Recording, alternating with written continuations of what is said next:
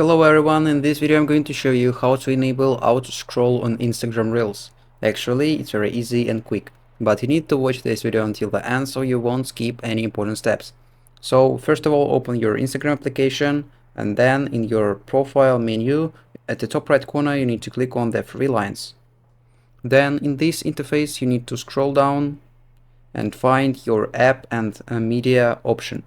After that you need to click on the media quality option, and then right up here you can see three different options. So first of all, you need to make sure you're disabled the first one option, useless cellular data.